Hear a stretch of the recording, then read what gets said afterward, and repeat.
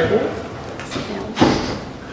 Sargent is with City of Arvada as well, so he's going to talk to you about OpenStreetMap. I just hit it once. Yes, just hit it once. That's right.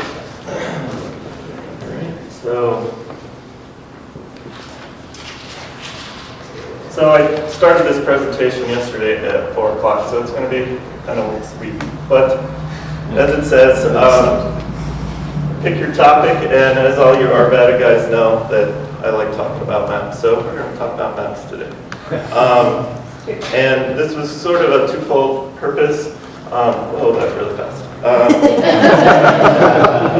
My public speaking sucks, so we're going to go through the OSM basics. It's a free wiki map, open license to data. That's a good example of a German map. All you map geeks, really good information there. Going back, the map is broken down into regions, and the data editing is done on screen. It has updated rapidly. This is a quick example of the Google map and OpenStreetMap.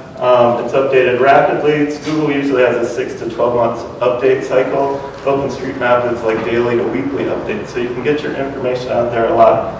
This isn't a tracking of the price of gold. This is actually the users and the number of information in the OpenStreetMap database. Growing exponentially. It's very popular in Europe and some of the other under-mapped places, but the US isn't ready really for prime time. Address ranges are scarce, so it's hard to do routing, geocoding, and things like that. I'm going to bash Google a little bit right here, but I mean, everybody uses it, so it's easy to find mistakes.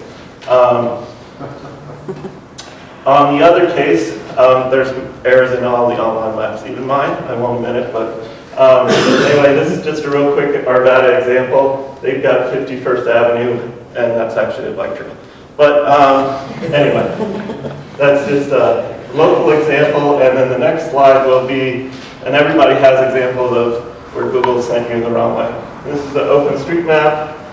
You can see they just have, Google has some other errors in, this is an Arvada local area.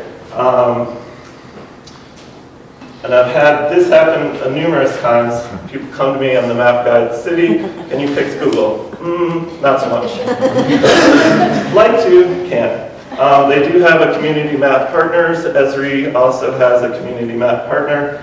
I've submitted the forms to Google, crickets, nothing comes back. I think they like dealing with county governments as opposed to municipalities, so it's really hard for me to get our local authority data into Google.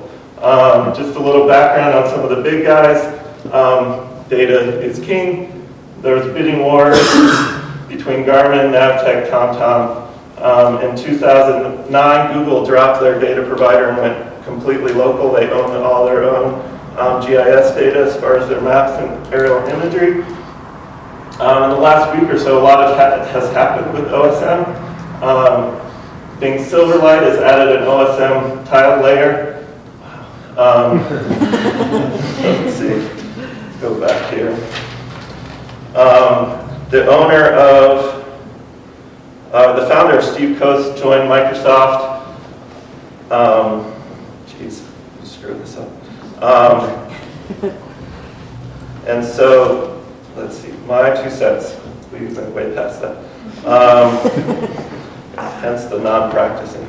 Google already went rogue and owns their own data. Bing and these other guys spend a lot for their to pay for data from Navtech. What this means to us and why should we care? We are the local providers of the data, and we can push that data into these OSM tiles if we can find local partners. I'm not saying that we as the GIS local guys do all the work for OSM, but there's map geeks out there that want to work on this stuff, and we have the open data. So if we can get that data into the right hands, they can do the legwork and get our local authoritative data into OpenStreetMap, and hence push that information into Bing and some of these other bigger providers that people use on a daily basis.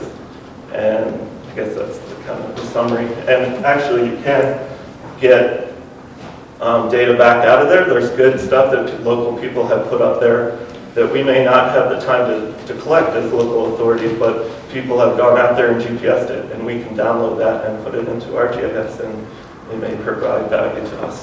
So, horrible Ignite presentation, but